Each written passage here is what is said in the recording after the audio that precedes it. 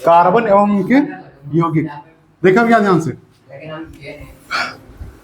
Carbon के बारे में समझ लेते हैं ज्यादा से ज्यादा। देखो कार्बन का क्वेश्चन पूछेगा, कार्बन के अपर रूप कितना, ठीक है ना।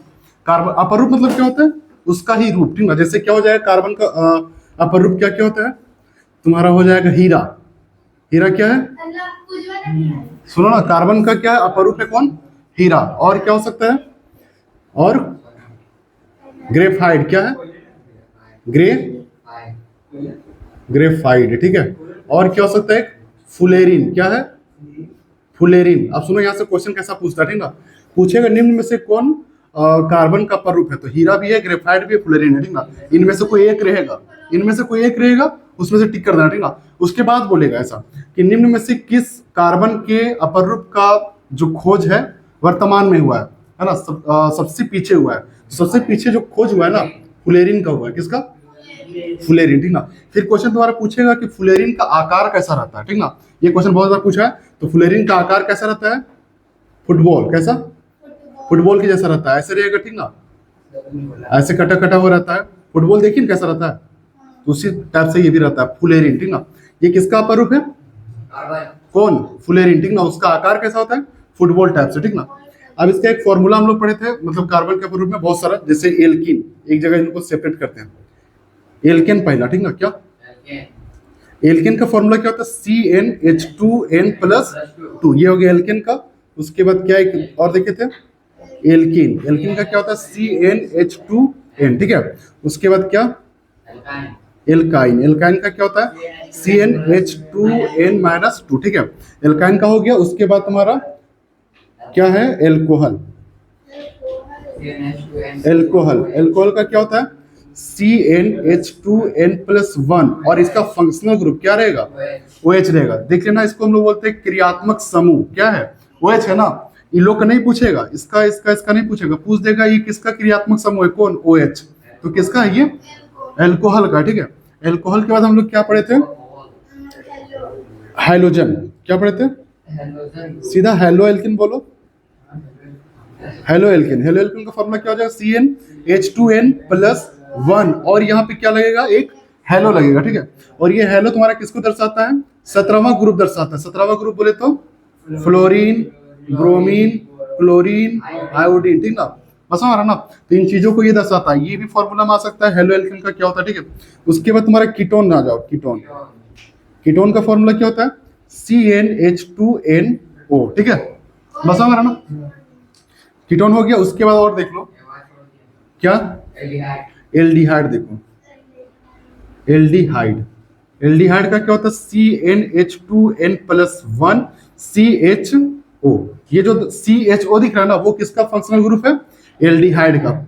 ये दे देगा तुमको ऑप्शन में, ठीक ना, और बोलेगा कि CHO किसका है फंक्शनल ग्रुप, ठीक ना। ऑप्शन में ये रहेगा, ये भी हो सकता है, ये भी और ये भी, किसको टिक करोगे, एल्डिहाइड को करोगे।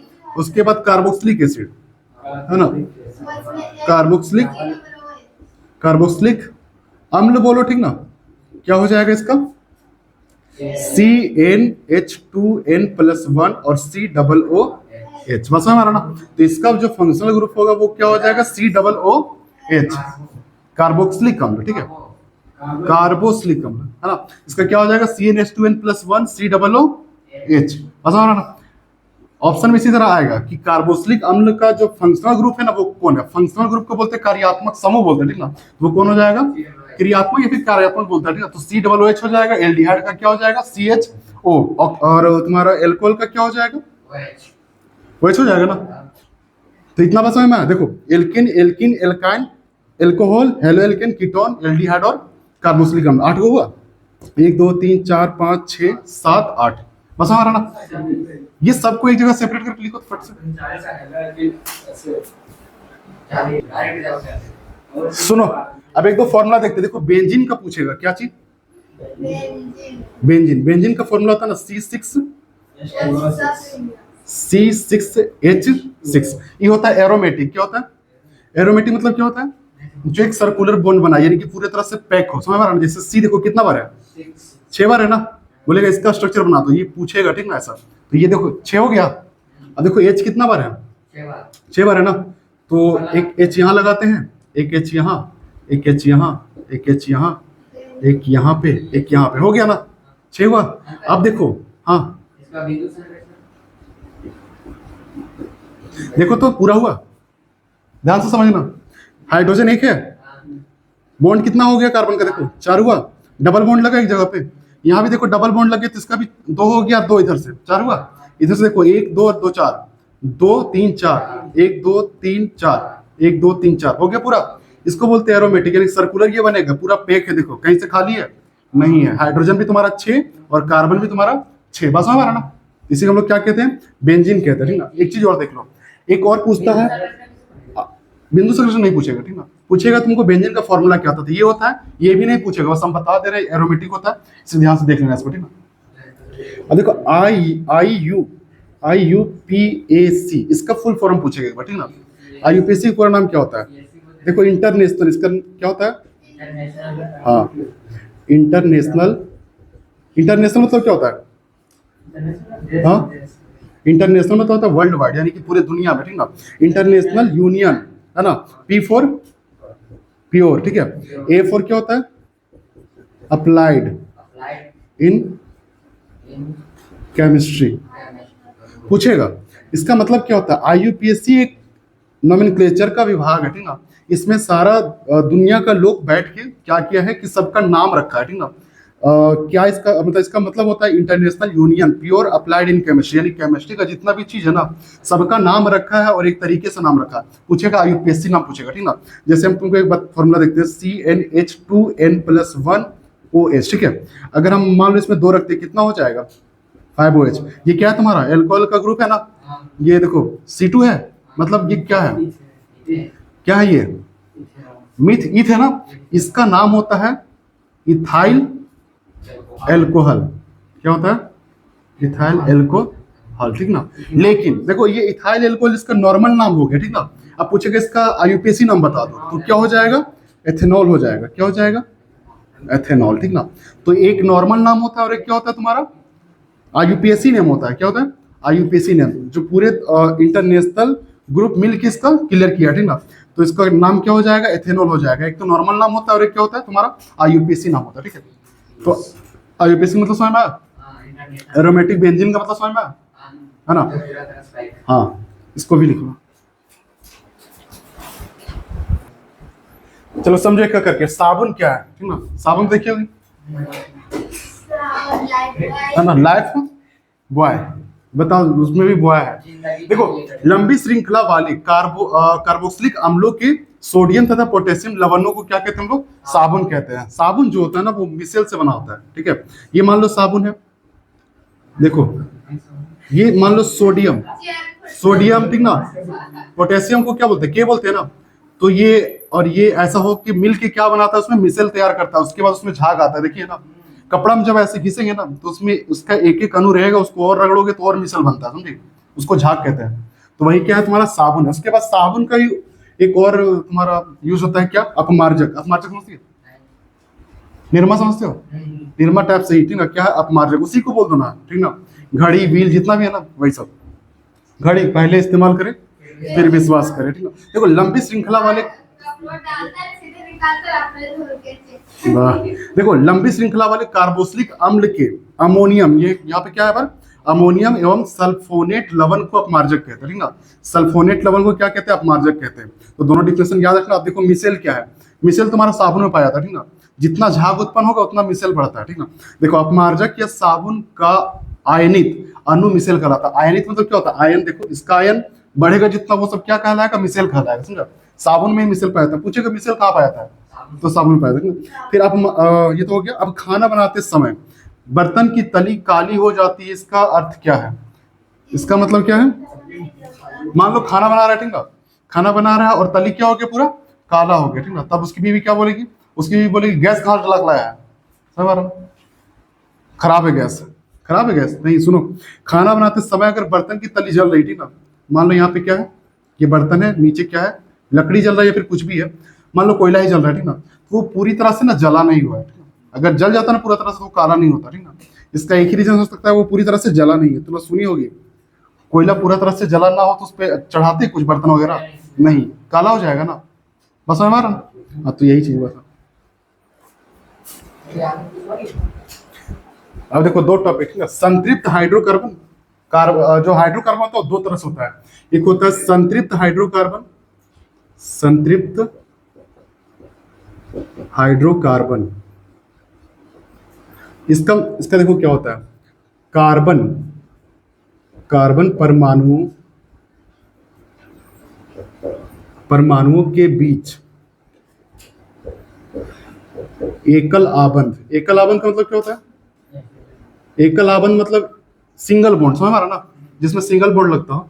कार्बन परमाणुओं के बीच एकल आबंध को संतृप्त हाइड्रोकार्बन कहते हैं। संतृप्त हाइड्रोकार्बन कहते हैं। जैसे बताओ क्या होगा, पता एल्केन तुम्हारा संतृप्त है या नहीं है? जैसे देखो CH4 क्या है, एल्केन ग्रुप से मीथेन है।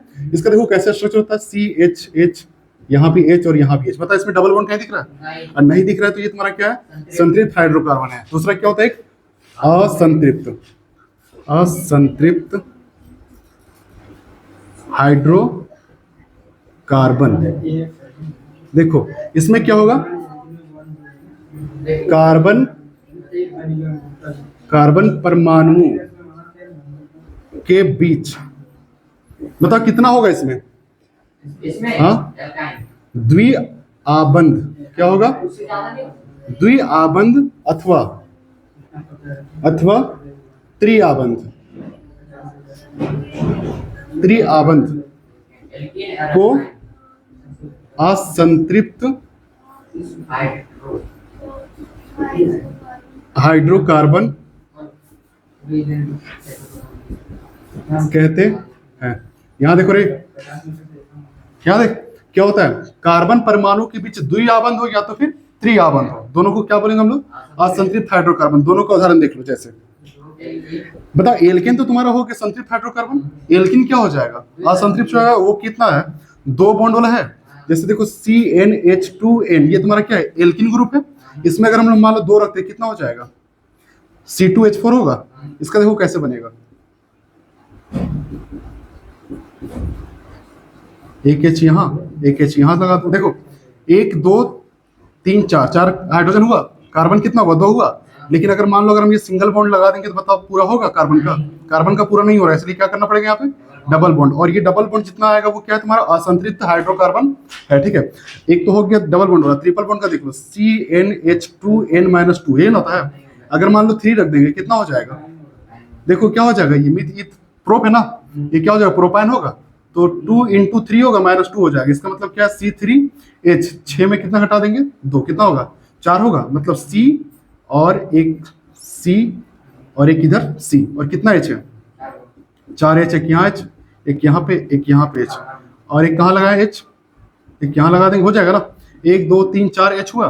कार्बन देखो कितना हुआ, 3 है, 1 2 3। अब बॉन्ड भी देख लो, 1 और यहाँ 3, 4 हुआ, 3 और 1 4 हुआ, 1 2 3 4 पूरा हुआ। ये तुम्हारा क्या है, संतृप्त है या असंतृप्त है, ये तुम्हारा असंतृप्त हो जाएगा। ये भी क्या हो जाएगा, असंतृप्त हो जाएगा। ये क्या हो जाएगा, संतृप्त हो जाएगा। तो जितना तुम पढ़े हो अभी तक, alkane, alkene, alkyne, alcohol, ketone, carboxylic acid या एल्डिहाइड, है ना, जितना भी ये डबल बॉन्ड जो आ रहा है वो तुम्हारा क्या हो जाएगा, असंतृप्त हो जाएगा। सिंगल बॉन्ड के साथ जो जा रहा है वो क्या हो जाएगा, तुम्हारा संतृप्त हाइड्रोकार्बन। बस हमारा ना पूछ देगा एल्कोहल क्या है, एल्कोहल क्या तुम्हारा संतृप्त हाइड्रोकार्बन है। देखो एल्कोहल क्या होता है, CnH2n+1OH होता है। अब देखो क्या होता है, अगर इसमें हम 1 रख देंगे क्या हो जाएगा, CH कितना हो जाएगा, 3 होगा और OH होगा। अब देखो CH कितना है, 1 2 3, एक O यहाँ और एक H यहाँ। देखो ध्यान से, ये है बना है एल्कोहल का।